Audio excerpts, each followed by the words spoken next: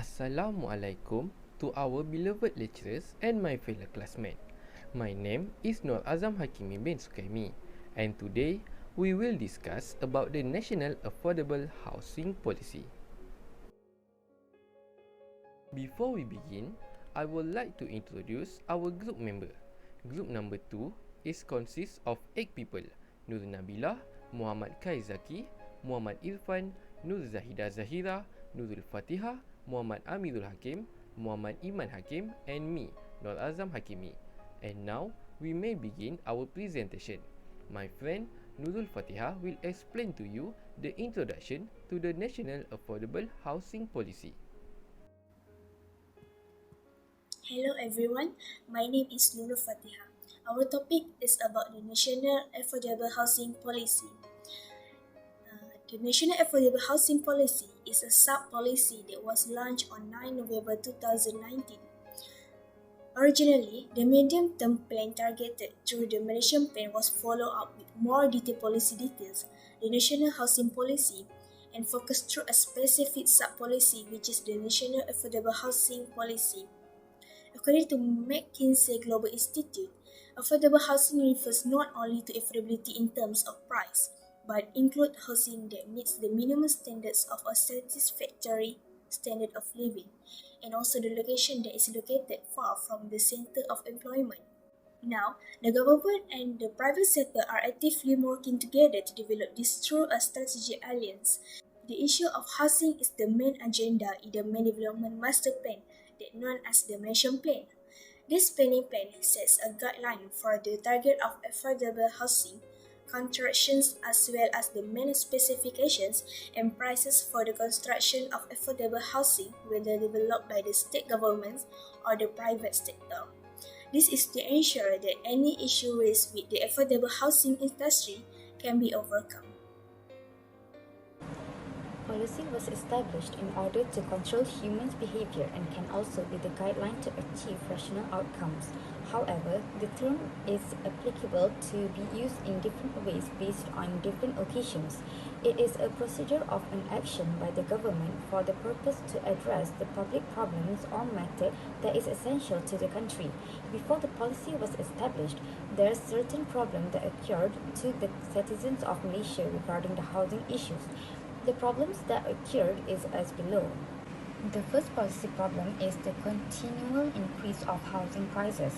The average house price in Kuala Lumpur, Selangor, Johor, Pening, Perak, Pahang, Sabah and Sarawak increased significantly from 2000 to the first quarter of 2021, with Kuala Lumpur and Pahang recording the most notable average annual change of more than 5%.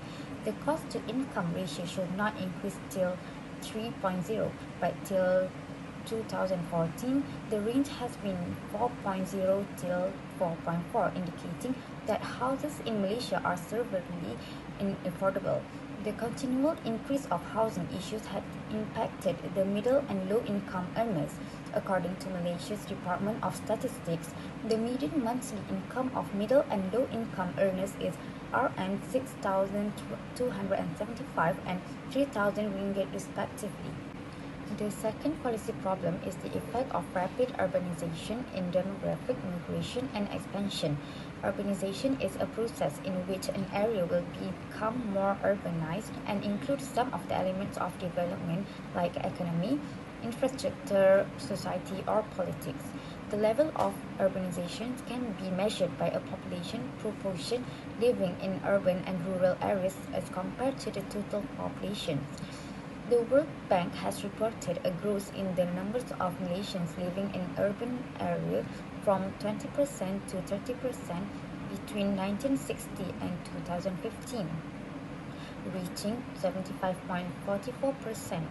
Consequently, there has been an increase in demand for residential properties and thus a rise in housing prices. The third policy problem is the issue of unbalanced supply and demand for houses in Malaysia. A rapid increase in house prices has been caused by the imbalance between demand and supply, particularly for the affordable housing segment. This contributed to the problem of affordable housing, in particular for low and moderate income groups.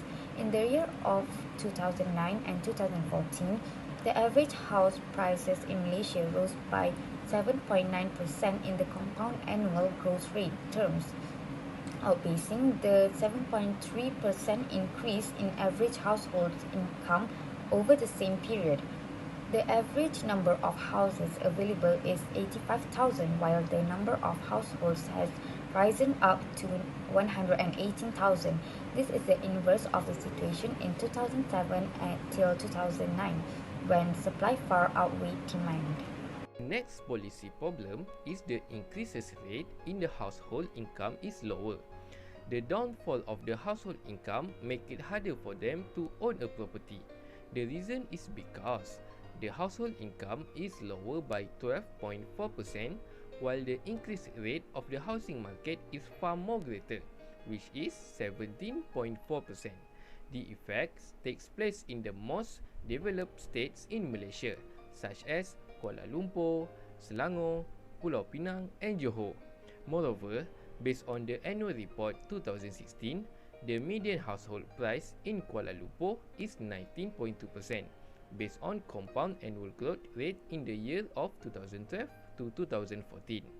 Following the next policy problem is the trend of launching more houses in the category of house price above 250,000 ringgit. This increases of more housing above the minimum range of property has made the houses in the category of unaffordable house. Even there is more houses has been launched during 2012 to 2014, the amount of the units that specify a median household income has dropped to 60,200 units yearly. Moreover, the house that priced above 500,000 ringgit placed second in the statistic with the percentage of 23.6%. Last but not least, the sixth problem is the Malaysian housing affordability has not improved over the years.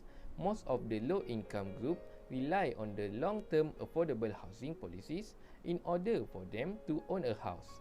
According to the Khazanah Research Institute state that Malaysian housing affordability has not improved since 2002 until 2016. The Malaysian House Price Index measured an average of 426,155 ringgit Malaysia, while the average per capita income was 45,034 ringgit in 2019. The distance between the two numbers is too long, thus show the evidence on why the house in Malaysia is considered unaffordable. Next, we will move on to the objective and strategy of National Affordable Housing Policy. Assalamualaikum. I'm KHAIRZAKI and I will continue this presentation. I will explain to you all about objective and strategies for this affordable housing policy. So, let's go for the first one. Create uniformity development policy affordable housing between housing industry activists. So government should determining needs and wants in improving provisions of housing and setting program target government's housing assistance. So what the government do? So one of the program that government do is Dasar Rumah Selangorku. The state government has created a specific policy which is the Rumah Selangorku policy related to the development of Prima Malaysia Corporation. So we move to the second objective, which is provide policy affordable housing that is practical and relevant in harmony with industrial development, increasing housing growth. So the strategy that government do is create an affordable housing program, build a comfortable and quality house equipped with public facilities. There are several programs was created by government. The first one is Perumahan Penjawat Awam Malaysia, PPAM. PPAM is an affordable housing scheme for civil servants. And second one is My Home. My Home is one of the government initiative to try and convince the private sector to produce more fairly priced homes. And objective number 3 is helping the sector public and privatize the development of affordable housing at cost-effective and time-saving. Government find a solution to keep the budget remain low and at the same time can speeding up the house construction process. There are several government measures to deal this issue. First, government use industrial building system (IBS). IBS is a building construction system or method in which the components are produced under controlled conditions. Second is reduce compliance costs for affordable housing project. The other one way is apply application fee law project. It also can speed up the process. For the fourth objective is guide the direction of affordable housing development to ensure every household is able to own a house based on their level of income. For the fourth strategy is the government has planned to access affordable housing according to group target based on their level of income to ensure every household are able to buy their own house by making housing program for low income household and housing program and scheme for income household, low and medium to ensure every household can afford to buy their own house in the future. For the fifth objective is outline the specification and characteristic of sustainable, livable and safe housing development to improve the quality of life at a price that people can afford. To achieve the objective, government has said every housing area should fulfill their housing characteristic to ensure the housing area are very conducive to lead healthy lifestyle for everyone. For the example of physical environment is every household should has their own bedroom, living room, kitchen, toilet and bathroom to make the house is suitable to live. Other than that, the social environment should be one of the important key to make a peace environment, which is every housing area should offer nearer school, healthcare, transportation service, and some shop for buying daily goods. For the last objective is help to reduce the cost of affordable housing development without affecting the quality of homes, public facilities, and the quality of environment. For the last strategy is the government can plan to improve public housing management by creating a number of housing schemes such as Program Perumahan Rakyat Satu Malaysia, Program Perumahan Penjawat Awam Satu Malaysia, Rumah Wilayah Persekutuan and Skim Perumahan Mampu Milik Swasta. With the making of this scheme, it can help government to set goals in terms of planning in order to produce house that is affordable and high quality that can be sold with affordable price for people in low income category. Okay, hi. My name is MOHAMAD bin ZUHAIRI. My matric number is 2022815376. I will explain about the policy evaluation based on the policy problem. The first policy problem, as we have heard before, is the continual increase of housing price. To make buying or renting a property more affordable, the public, private and joint venture sectors develop affordable housing under the 10 Malaysia Plan 2011 to 2015. 102,201 affordable houses were built for low-income households through program Bantuan Rumah and others. The My First Home Scheme, Youth Housing Scheme and Private Affordable Ownership Housing Scheme, My Home, offered home buyers financial support. The Housing Maintenance Program, One Malaysia Maintenance Fund and My Beautiful Malaysia Program maintain public low-cost housing, private low and medium-cost housing and government quarters. Regarding to the second problem, the DRMM made a unified policy framework for developers to use when building homes for low and middle income households that is both affordable and saves money.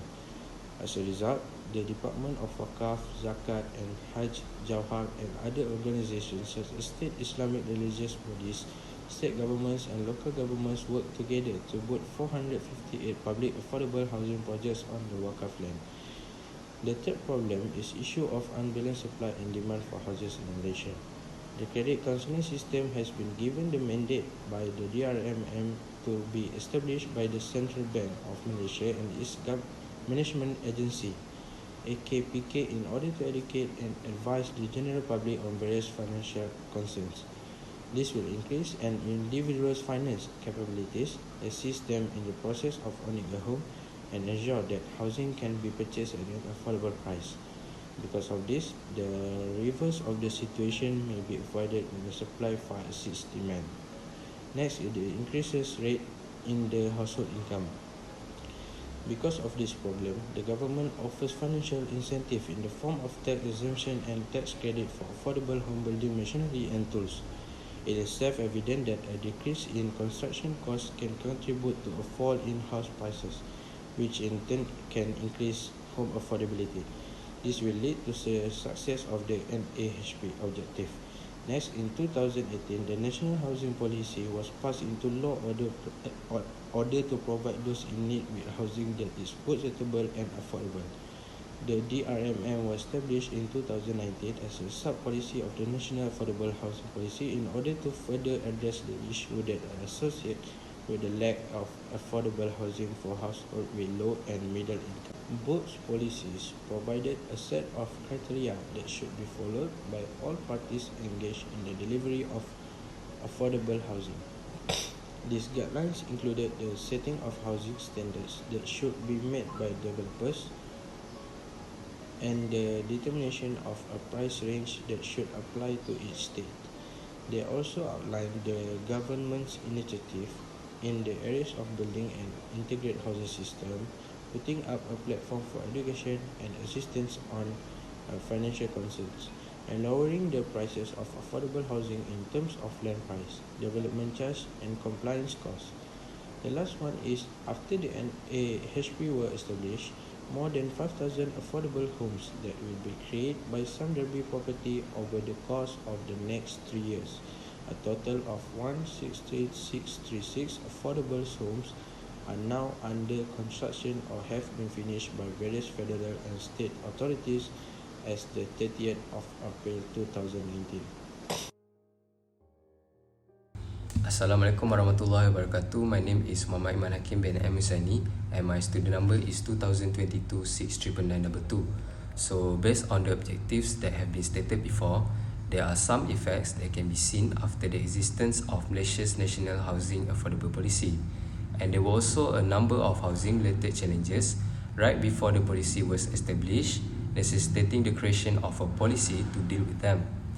However, all these issues also have their own strengths and weaknesses. So for the first objective, which is create uniformity development policy affordable housing. So before the introduction of the policy, different agencies had different objectives and goals for housing development, which leading to a fragmented and inefficient housing sector. But right after the policy was introduced, all agencies worked together in order to achieve common goals and objectives. So this can be identified as a strength for the policy. So we move on to the second objective, which is provide policy affordable housing that is practical and harmony. So after the establishment of the policy has provided a clear framework for affordable housing development in Malaysia, with a focus on ensuring that housing is affordable, practical, and in harmony with the needs of the population. But however, the weakness is there are still significant gaps between supply and demand for affordable housing in certain areas. So the third objective is helping the public and private sector to realize the development of affordable housing.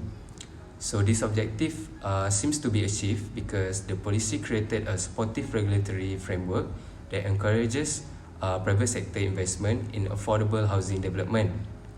For example, the policy includes provisions for tax incentive and subsidies for affordable housing developers, which have helped to incentivize private sector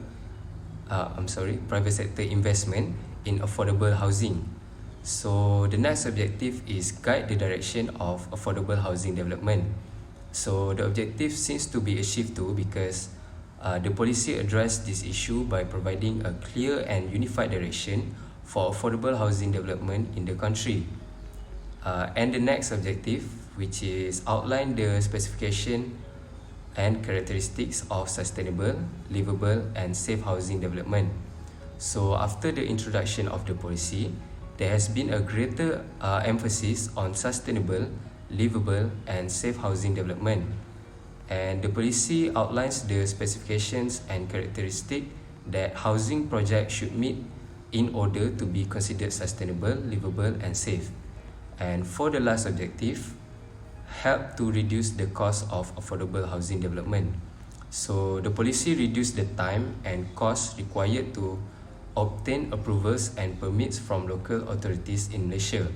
So this has helped them to speed up the development process and reduce the overall cost of affordable housing projects. And furthermore, the policy has also introduced incentive for developers to build affordable housing units. So this incentive include tax break and subsidies for developers who build affordable housing units, which helps them to reduce the cost of development and increase the supply of affordable housing units. So this is definitely a strength for the policy. So that's all from me. Thank you. Assalamualaikum warahmatullahi wabarakatuh. My name is Mohamad AMIRUL HAKIM. I will continue the presentation with the policy recommendations. The first policy recommendation that we suggest is planned and controlled urbanizations. It's common for the urban place to become attention for the people, as it will make easier for their lifestyle and will help to ease their problems, such as health problems. The rapid growth in the urbans will cause a lot of bad effects, such as poor air and water quality, water disposal problem, and high energy consumption. All these problems which could lead to the pollution in the urbans. Planned and controlled urbanization will help to reduce all the bad side effects in the urbans. The next policy recommendation that we suggest is remove restoration from the supply side. As we know, the National Affordable Housing Policy aim is to help people to own a house not intended for the profit interest. The minimum size of the house has lowered the activity of the policy, as it requires minimum supply to start the activity. The policy should be considered to remove these situations, so it will ease the house making activity. The next policy recommendations that we suggest is the importance of the creative distractions. Creative distractions became one of the best ways to help to achieve the policy target, as the creative distraction will encourage the new product, new market, and new method of the production. The new method of the production may help to foster the house making activity and lower the cost of the making of. This can help to achieve the target of the National Affordable Policy. The last policy recommendation that we suggest is the rental market with the modest proposal. According to the statistic from 1976 to 1982, the housing price rise for average 18.6 per year, which can be concluded as high as the whole household income only increased 10.6 per year. It can be said that for the person to own a house could be a troublesome and burdensome for them, as the solution for them to own a house, the policy can offer the rental market with the modest proposal to reduce their burdensome. Overall, the National Affordable Housing Policy needs to continue with its improvement. The ministry must always take into the account the various needs of the people according to the times, culture, costume, region, and the scenario of the multiracial society in this country, so that every household can own a house. This is because everybody in city with high housing costs becomes poorer as a result of this effect, because they have less money to spend on other goods due to minimum size requirements, parking requirements, and even more recent smart growth regulations. Currently, Malaysia is entering the implementation period of 12th Malaysian Plan, where the main target of this medium-term planning is to make the country a developed and high-income country by 2035. So, it is time the issue involving the management of affordable housing are addressed more holistically. Therefore, it will change the national housing development strategy based on Melanesi's core values.